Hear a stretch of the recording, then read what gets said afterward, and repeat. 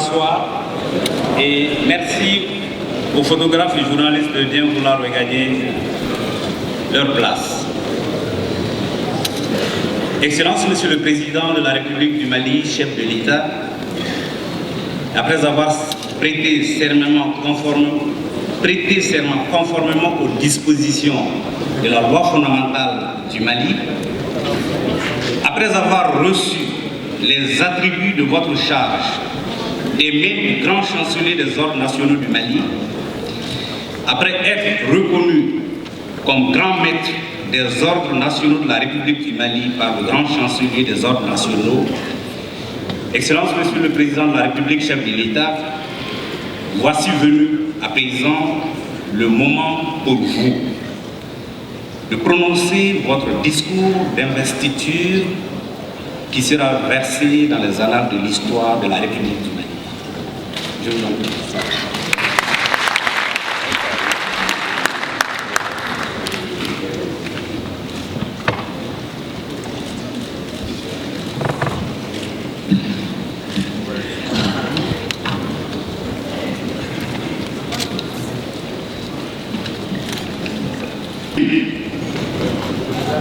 Loué soit le Seigneur. Allahumma salli ala Muhammadin wa ala ali Muhammadin wa salim. Monsieur le Président de la Cour suprême, Monsieur le Président de la Cour constitutionnelle, honorables membres de la Cour suprême, honorables membres de la Cour constitutionnelle, Monsieur le Président Moussa Traoré, El Hadj Moussa Traoré, votre présence ici aujourd'hui ne me surprend guère. Elle est le fait du grand républicain que vous êtes. Vous comprendrez donc que mes hommages commencent par vous. Monsieur le Premier ministre, chef du gouvernement de la République du Mali, Monsieur Django Sissoko, Mesdames et Messieurs les membres du gouvernement de la République du Mali, Excellences, Mesdames et Messieurs les membres du corps diplomatique et consulaire, ainsi que des organisations de coopération internationale accréditées auprès de la République du Mali, Mesdames et Messieurs les représentants des partis politiques nationaux, Messieurs les représentants ou les chefs de famille fondatrices de Bamako, Messieurs les chefs de culte, Mesdames et Messieurs, en vos grades et qualités. Oui, louanges à Dieu. Sans lui, aujourd'hui ne serait point un pays de gloire, de lumière, d'humanisme fécond au long des siècles, soudain plongé dans les ténèbres d'une nuit, d'une longue nuit noire peuplée de pires cauchemars. Voilà ce dont nous émergeons. Cette véritable résurrection est le fait du Tout-Puissant qui a permis qu'autour de nous se crée la plus formidable chaîne de solidarité jamais mise en œuvre dans le monde pour la résolution d'un conflit. Que tous ceux qui auront permis ce très heureux dénouement trouvent ici l'expression de nos sentiments de très profonde reconnaissance. Une transition qui a débuté dans les difficultés de tous ordres, qui a nécessité des sacrifices inouïs de la part de ceux qui ont eu la lourde charge de sa conduite. Au premier plan de ces acteurs, chacun comprendra qu'une mention particulière soit faite à mon très estimé aîné, le professeur Django Traoré. Grand frère, au jour de la reconnaissance du mérite, il est certain que ton nom brille au fronton de l'édifice national.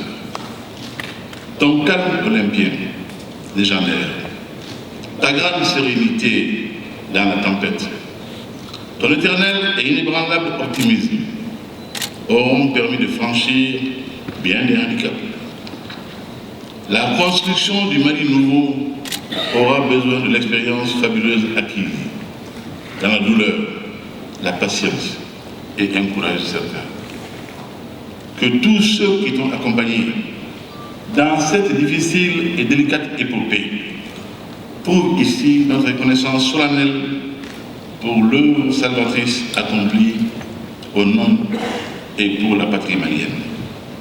Vos efforts, Monsieur le Président, par intérim, vos efforts, Monsieur le Président de la République, par intérim, et ceux de vos différentes équipes, malgré une somme colossale d'énergie déployée dans tous les domaines, n'aurait pu nous conduire à un dénouement aussi rapide et heureux sans la magnifique mobilisation d'une chaîne de solidarité inédite dans l'histoire contemporaine. Rendons à César l'hommage dû par Rome. Notre organisation régionale, la Communauté économique des États d'Afrique de l'Ouest, CEDEAO, a très promptement pris la mesure des enjeux et mis en marche l'ensemble de tout le processus qui aboutira au dénouement heureux qui s'est traduit aujourd'hui par cette cérémonie de prestation de serment du nouveau président de la République en ma personne, mettant ainsi fin à une transition dont nul n'aurait pu prévoir le terme il y a seulement un an. La suite est désormais connue, elle est dans les annales. Comme toujours, il n'y a pas de crime parfait. Dans notre tragédie, l'élément déclencheur de l'épilogue aura été la fatale attaque de Kony par des criminels convaincus d'avoir désormais dompté le temps en leur faveur. Hélas, 3 fois hélas pour eux, les rafales de François Hollande, fendant, hélas, 3 fois hélas pour eux, les rafales de François Hollande, fendant le ciel depuis la lointaine base de Saint-Dizier et les mirages d'Émile venant de N'Djamena, dans un souffle désormais épique, ont balayé les prétentions saugrenues de ceux qui croyaient avoir eu raison du pays de gloire de Sunyata, de Tcheba, de Babemba, des Assia, de Firoun,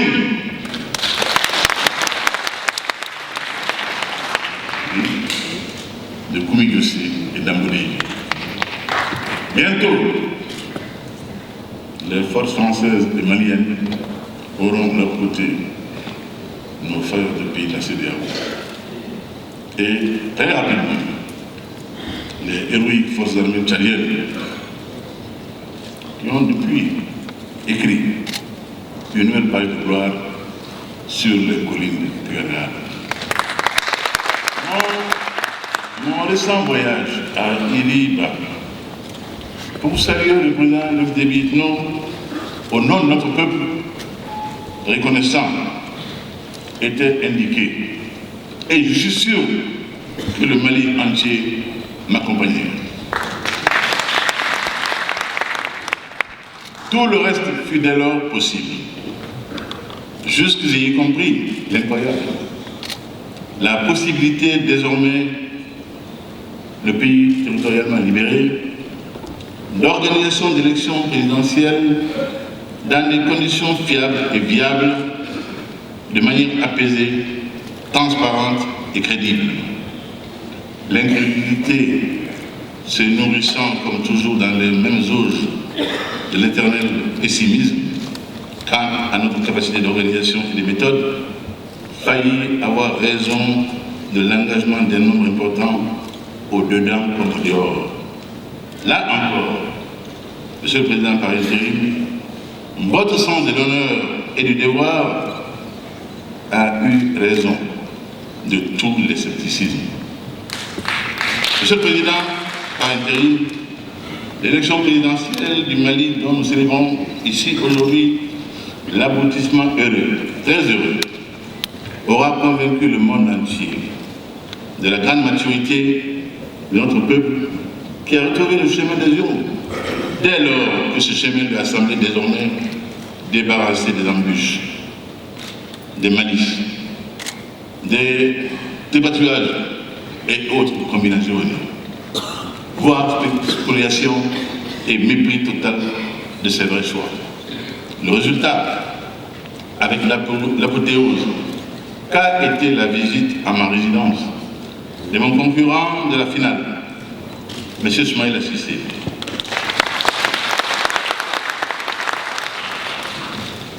Mon frère Soumaïla Cissé a fini de convaincre le monde que désormais, il faudra compter avec lui-même.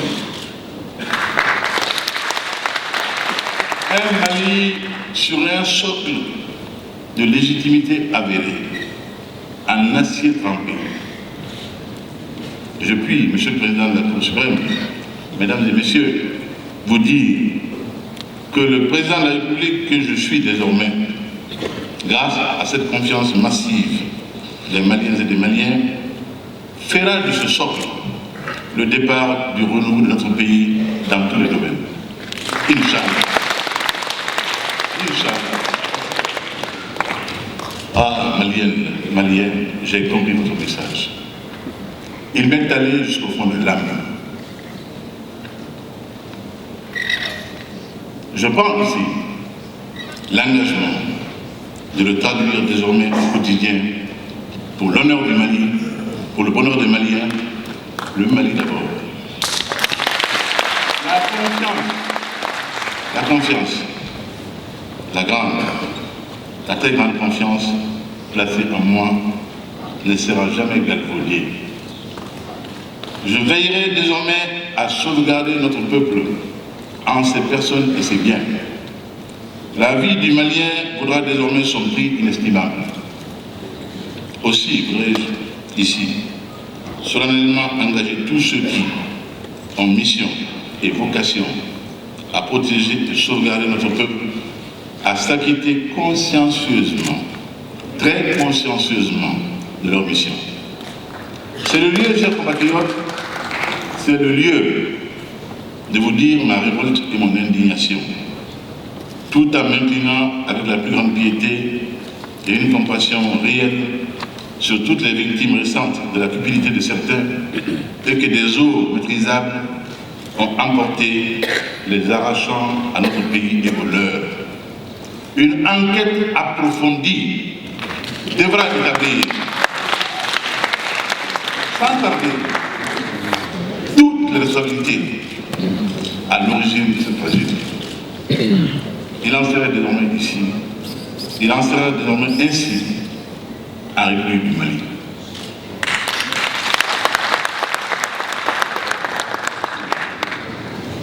Cela pour vous dire que pas un instant, je n'oublierai que vous m'avez hissé, là où vous m'avez placé, pour prendre soin de tous les aspects de la vie de notre nation. La réconciliation, je m'attellerai sans relâche à restaurer l'autorité de l'État.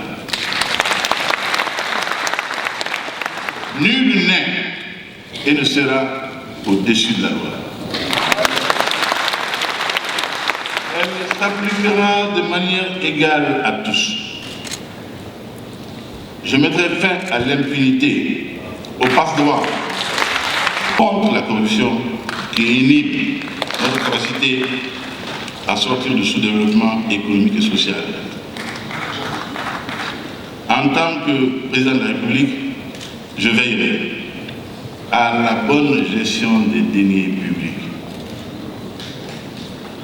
Je mettrai en place des mécanismes appropriés pour assurer la transparence et l'efficacité de la dépense publique. Nul ne pourra s'enrichir de manière illicite sur le dos du peuple malien.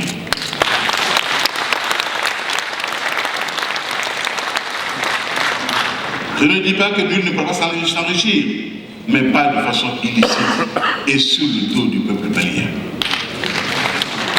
Je bâtirai avec le concours de tous, un État fort, impartial, qui sera totalement dédié au service du bien-être moral et matériel de la nation malienne.